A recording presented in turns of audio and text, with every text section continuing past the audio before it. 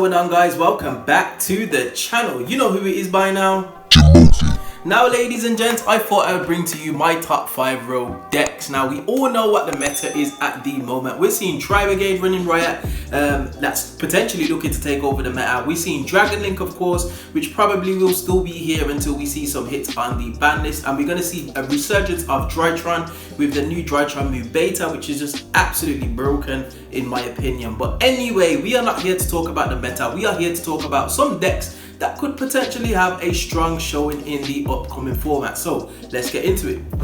So the first deck that I believe is definitely going to take over the meta is Warrocks. Warrocks is an outstanding strat. Scratch that, Warrocks are not the best. Got him! Got him! The actual deck I believe that can make an impact on the meta is Trap Tricks. Now, they are releasing a new Link 2 in Lightning Overdrive, which should help push the consistency of the deck further forward. However, Trap Tricks in itself is already a very strong contender for a rogue category style deck.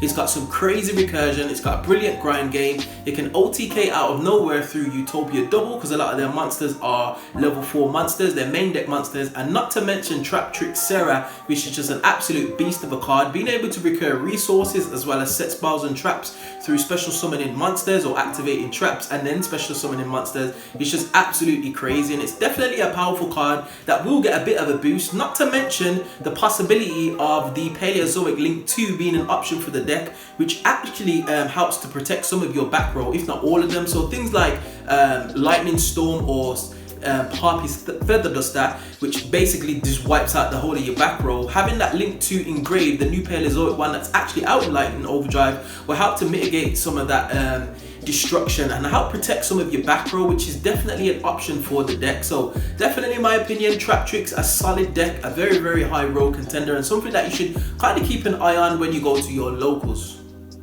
Now, the next rogue strategy that I think can make a splash on the metagame is definitely Amazement. Now, this is the card that came out, or a set that came out in Lightning Overdrive, with cards like your Administrator Archelino being able to act effectively like Altergeist Multifaker, special summoning himself once you activate a trap card, and being able to banish trap cards to pop cards on your opponent's field, as well as targeting one of your opponent's special summon monsters and equipping cards from your deck straight onto that monster is absolutely crazy. Now, this deck at the moment, in my opinion, is not the complete package. I do believe it needs to be run as an engine, but just the way that the deck functions is easily splashable. I've already seen online a few mashups between Amazement Owlitch. I've seen Amazement Trap Tricks nonetheless. Speaking of Trap Tricks previously, it's just so many applications, especially with the way that trap cards are working in the game of Yu-Gi-Oh! Right now. They're super duper powerful. I do believe this could actually turn into a meta deck, never mind a rogue deck. So definitely something to think about, something to concentrate on. And if you do pick up any of the Amazement cards, definitely hold on to them, especially Archelino, as well as your Amazement Time Ticket, which is just a fantastic card. So definitely a rogue deck you need to be aware of. Now, the next rogue strategy that could make a splash.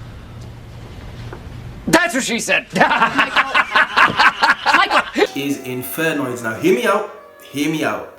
Infernoids are a very powerful deck. They do fall hard to things like Artifact Lancia. However, being able to tribute off your opponent's monsters to activate your card effects, and being able to just literally banish any card in your opponent's graveyard, be able to stop some recursion plays, it's a very powerful deck. Nonetheless, it doesn't actually need a normal summon. It can get by without one, so it allows you to splash in or tech in some cards that are heavily reliant on normal summon. And I can think of one of the major ones that's basically running around in this meta, which is obviously Alistair the Invoker. Now, Infernoids do actually play a few fusion monsters in the form of Infernoid Tiara. However, being able to dedicate your normal summon to either some removal, i.e. Lava Golem, or just being able to summon Alistair Invoker off it and then just go for your normal Macabre plays is just absolutely powerful.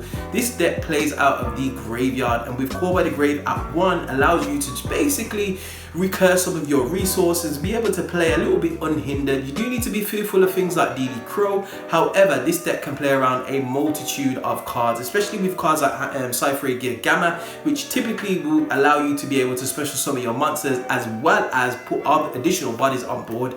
Never mind being able to OTK through the form of Crusadia Equimax. Now, I am a little bit biased. I've been playing my friend Tom, and he is a very avid Infernoid player, and it is a very powerful deck that could catch a few people off guard, specifically with a meta that revolves around utilizing the graveyard and being able to basically play out of your graveyard. So Infernoid's definitely a rogue deck that is definitely overlooked, so something you should keep in mind. Now, I am going to leave this spot up for a honorable mention, and that honorable mention goes to Plunder Patrols. Yes, I know it is a deck that I have profiled on this channel a number of times now, and it is one of my top 5 favorite decks. Now, the reason why I say this is because the new support that we're getting out of Lightning Overdrive does go some way in pushing the deck a little bit forward into some competitive viability. However, we are still missing a few attributes in the extra deck to be able to play effectively. If you come up against like Zodiacs or even Tri-Brigades that have a lot of wind monsters, Plunder Patrols typically become unstuck because they can't effectively play their game, which is basically using your opponent's attributes to be able to plus and snowball an advantage. Now, this will become a little bit easier once we do get the final couple of attributes to be able to effectively play the deck. And what I will say is it's something that I'm looking forward to, mainly because it will allow a deck to be played as close to as possible a pure variant where you don't need to splash in any additional engines to be able to allow the deck to function at optimum efficiency, which is something I find is very unique, especially in an age where we put in a lot of decks or mishmashing a lot of decks together in order to be able to create a competitive beast. So Plunder Patrol is definitely something to keep an eye on. If you have the core, I would say hold on to it because we are due some more support. We are definitely due some more support, so keep your eye on this space. Now, what I will say is, ladies and gents, if you have any suggestions of your own, definitely get at me in the comment section below and let me know what you think some of the rogue strategies that will come out after Lightning Overdrive and potentially after the upcoming ban list. Now, what I also will say, ladies and gents, is thank you very much for 240 subscribers. Yes, it is a bit of an odd number, but it's a milestone nonetheless, and we are etching ever closer to that 300 subscriber count. So definitely, if you're new to watching this video, think about hitting that subscribe button, especially if you like this content. And as always, we find ourselves at the end of a video. Like I just mentioned, hit that like button if you do like, subscribe, all of that beautiful good stuff, and I will definitely see you guys in the next video. Hope you enjoyed. Peace.